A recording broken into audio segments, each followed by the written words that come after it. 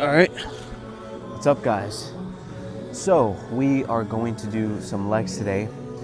The thing is, though, that I am deloading, so we're not going to be doing anything crazy or even normal. We're just going to pretty much be lifting a little bit of light weights today. I started out by lifting about 50 to 60% of the max. Right now we could do 75% of max. We'll just be doing nothing different today. Focus on the stretches, contractions, positive, negatives, etc. You know, I actually do want to add in an extra exercise for the quads, because I felt like my quads haven't, it's not like they've shrinked in size a bit, but I feel like they could be a lot more better, because I used to do 4 exercises, but then I downscaled it to 3 about a month ago, but they haven't seen as conditioned as they were. Well, actually, I've always said that the thickness is not the same, but I think I'm comparing it to a time that I recorded myself and the lighting was the best I've ever seen it. No.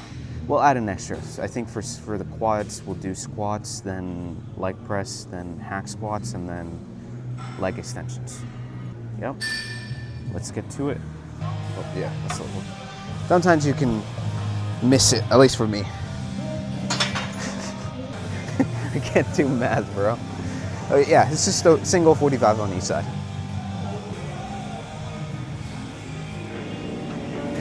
It doesn't take a fucking scientist to fucking logically understand what I'm saying. The more you put in, the more you get out. So stop fucking making excuses. Get out there and do whatever the fuck it takes to reach your fucking goals.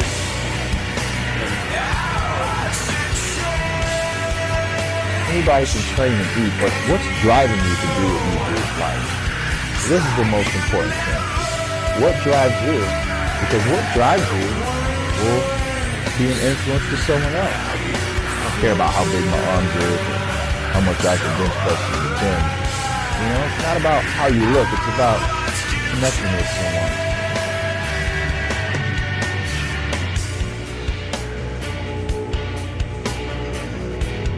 I found something that nobody could take away from me. I just took all the passion out into eating, sleeping, and training. I didn't want to go to school or anything like this because all the kids were laughing at me in school because I didn't have a father.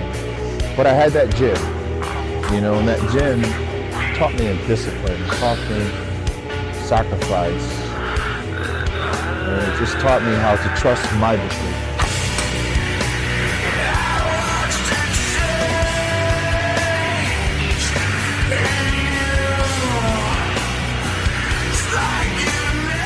In order to train as hard as possible, you must retain a clear image of your purpose. Once your goal is sharply but realistically defined, all that remains is carrying out your plan. Don't, however, worry about your individual potential. Potential is only the expression of a possibility, something that can be assessed accurately only in retrospect. In other words, you'll never know how good you might have become unless you try.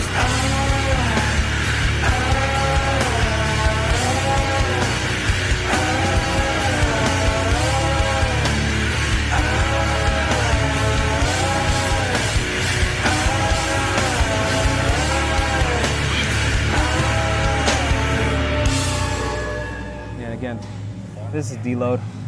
I'm not trying to go to failure with these, and not even close to it. Just several reps away. We want to let the central nervous system chill the fuck out. Especially as this cut is incoming, we gotta really conserve our energy as much as possible. These were already here. Let's keep them there. Because in hack squats, well, I'm not at the same max as I was. Since August, early August, so I can't really compare it to that. I think doing the singles are fine. Let me just put straps on them because these, what do you call them, poles, I guess? That one's tilted, so as I do each rep, they just tend to fall off. The more you sleep, the better results you're gonna get. It doesn't take a fucking scientist to fucking logically understand what I'm saying. The more you put in, the more you get out.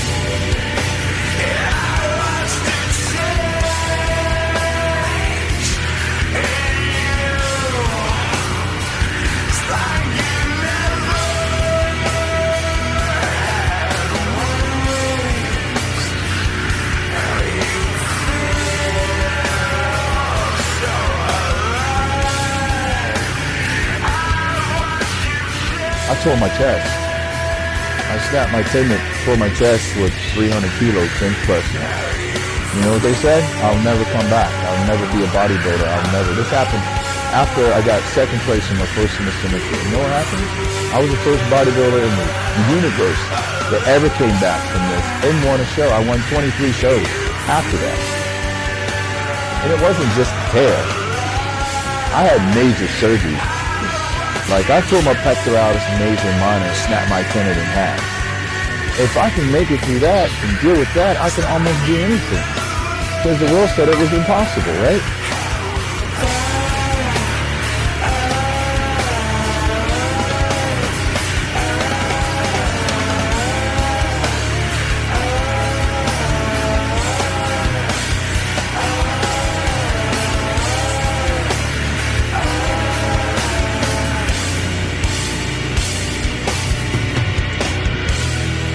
In order to train as hard as possible, you must retain a clear image of your purpose.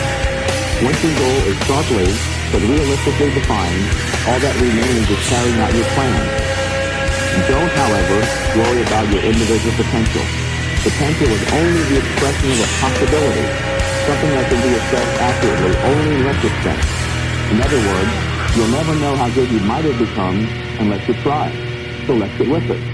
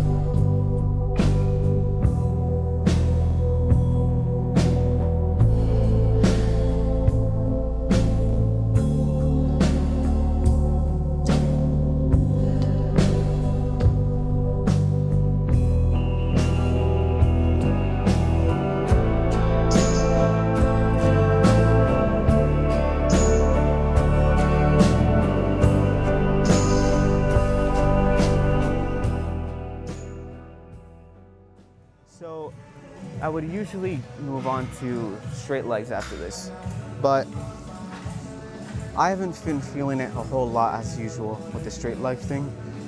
So I think I might do something else. I should have thought this beforehand when I started doing the training. In the worst case, we can do it again, but I would like to do something different because I just haven't been feeling it maximally as I used to way before. Yeah, let's just do straight legs just for today. Next time I'll definitely research something else for that. Yeah, we'll start out with these because I'm not sure. Sometimes it's like a hit or miss for my grips. And yeah, we're not doing max today, so yeah, focus more on form. I mean, if this is very light, we'll just help it. As long as there's exercise handles and muscles. You're concerned with putting your mind in the muscle.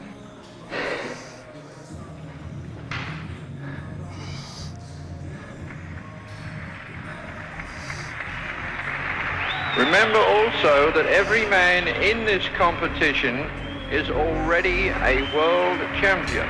To be able to compete in the Mr. Olympia, the first requisite is that you must have won a Mr. Universe title or a world championship.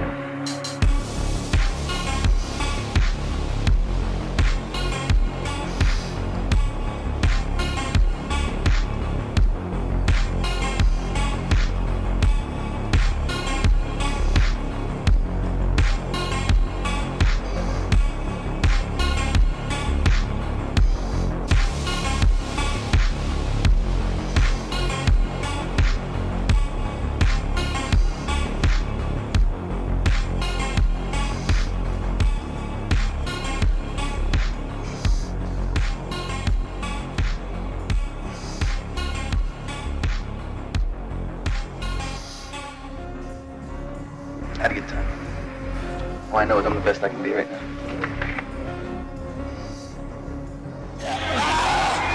Best shape of my life, I say. I feel great. Every bit of inner person into your training to this day, you feel good no matter what.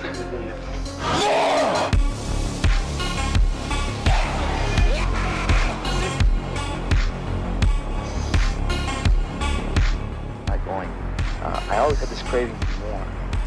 I compare this to Jonathan Livingston Seagull. The Seagull wanted to do something different than the normal everyday thing which he was supposed to do, and they urged him to do. He wanted to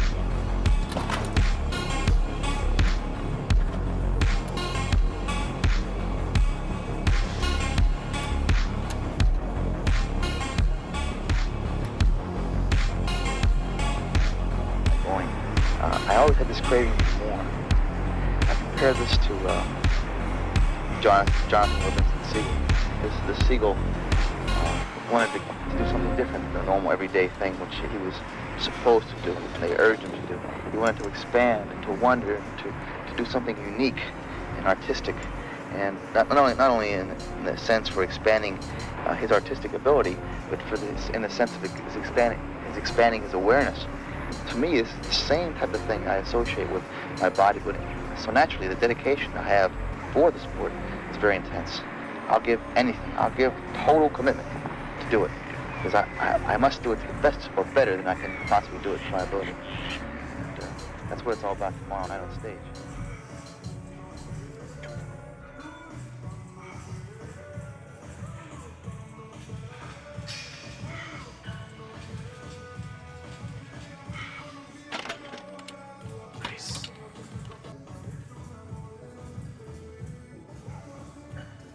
Unbelievable. The day that has the best lighting is the day that I have to do my deloads.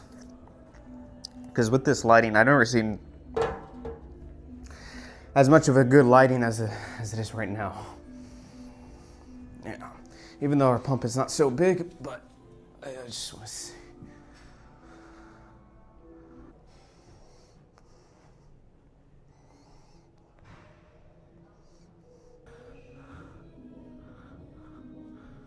Yeah, you can even see it a little bit too.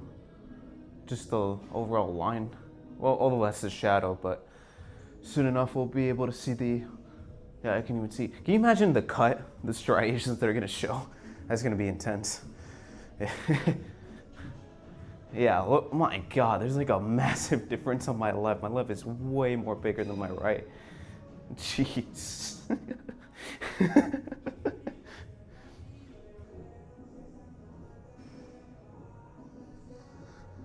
All right.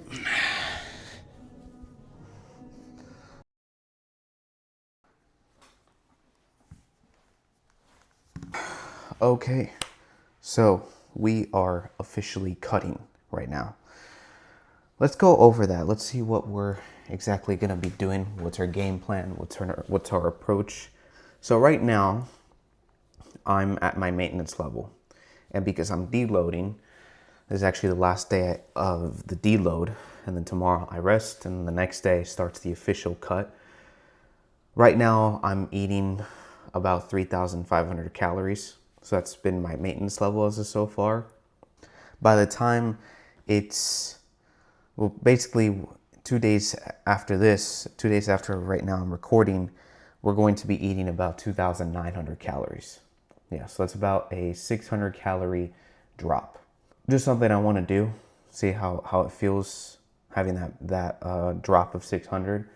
I don't think it's a big deal because my body fat target is going to be 10%. Yeah, right now I'm about 15.3%. I thought I was higher before, but I'm not. I'm at 15.3. And I think if I can drop to 10%, that's when we can see a lot of muscle separation, more striations on the chest, on the delts, on the back, lats. And I think 10%, we'll see, because I've noticed so far I can sometimes overestimate myself. I think we should have a flat stomach by 10%. Yeah. And I think that's a good percentage, specifically because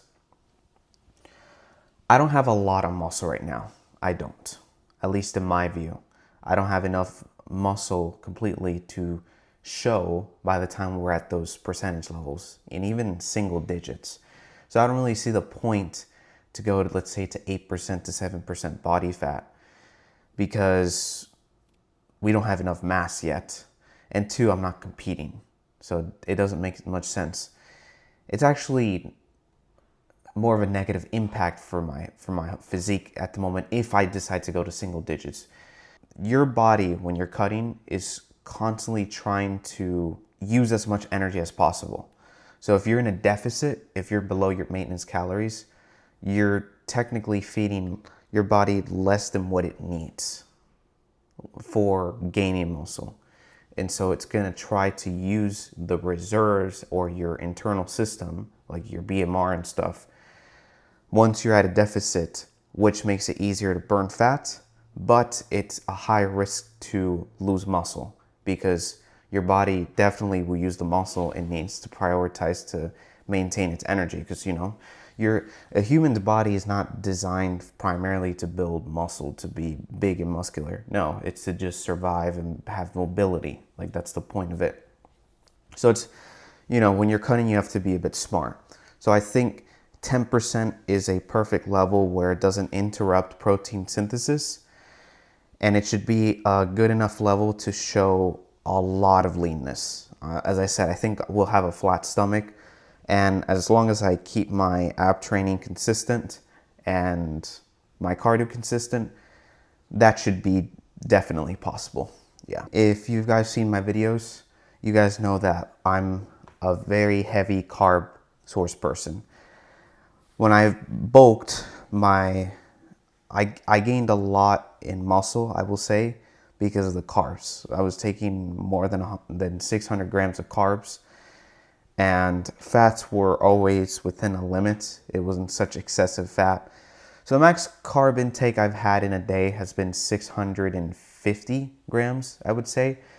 And it's been like that for months, but I just want to be exact. Yeah, right now, my carb intake for this maintenance is 400 grams. Yeah, because I eat a lot of rice primarily.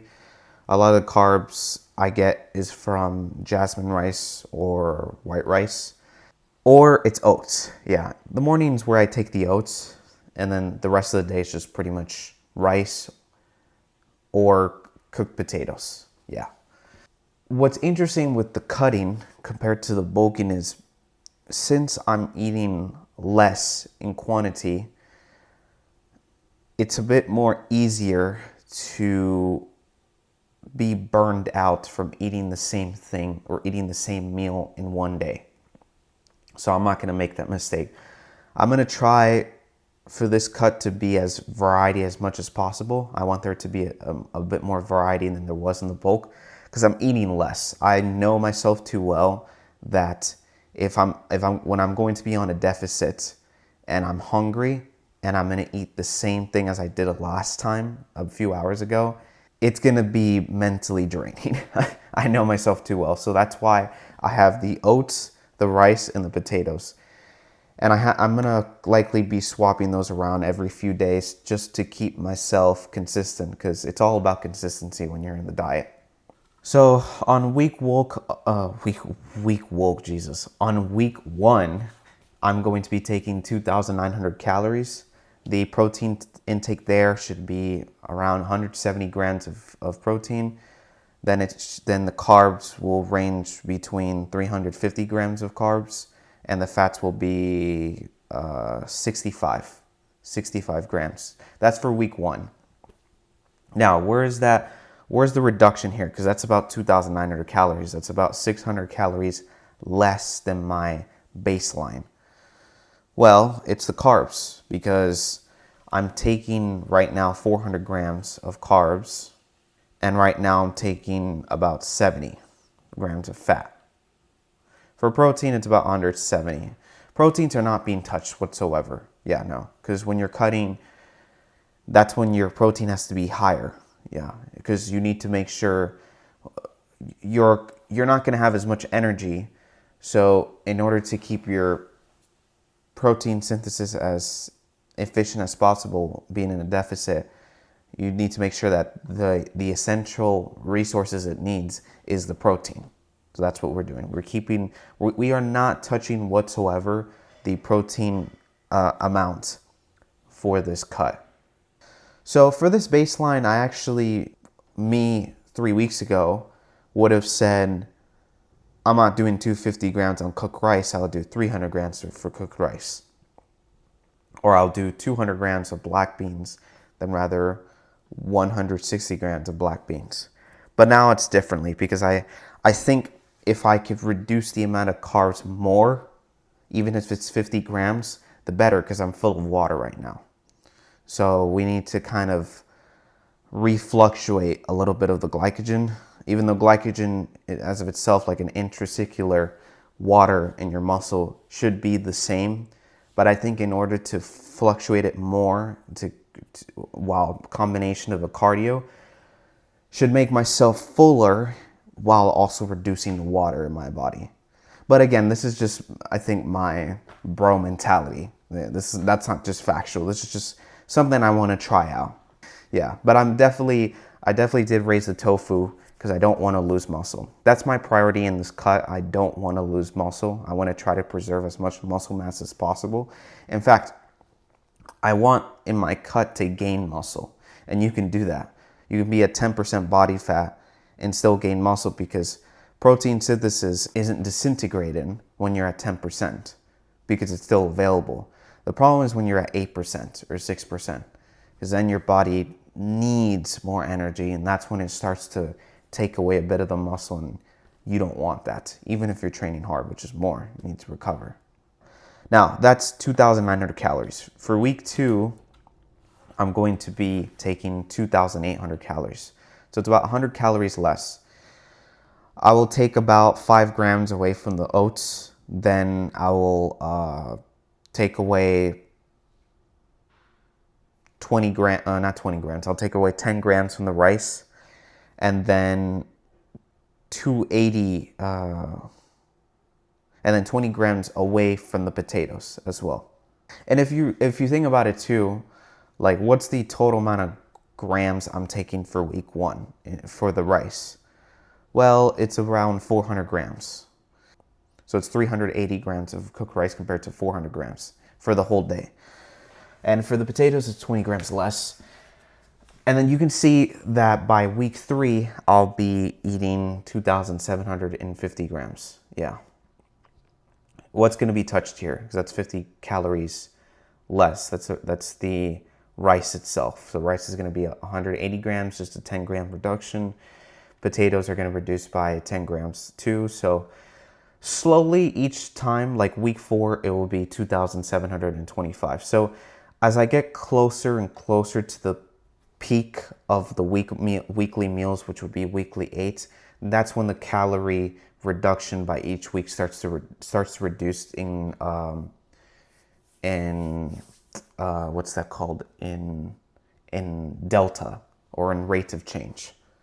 I'm not changing significantly like how I did from week 1 to week 2, or even from baseline from week 0 to week 1, because I'm training hard.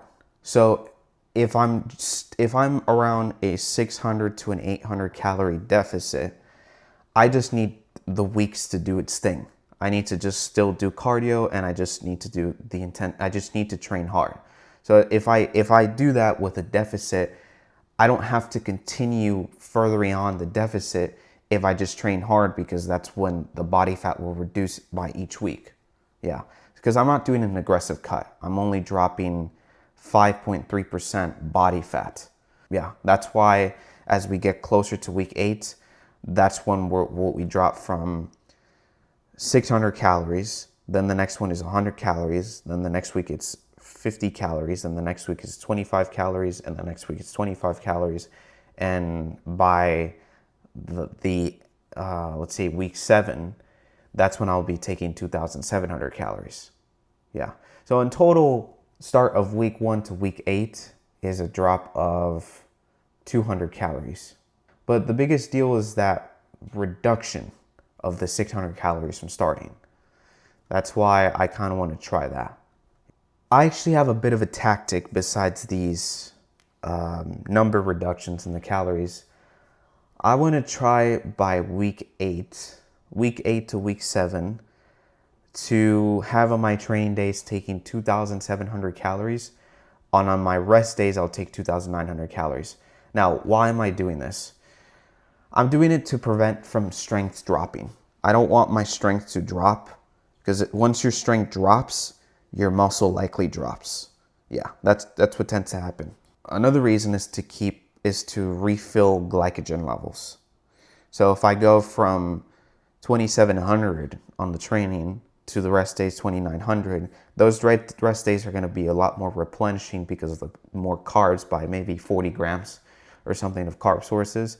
And that should be enough to keep myself to look fuller by the time I do a chest day. Like, I can already see that when I do a chest day or a leg day or a back day after rest days, those pumps are going to be crazy because I'm refilling a lot of the glycogen on the rest days too. So that's kind of the plan. That's the plan so far. But what am I going to do after 8 weeks?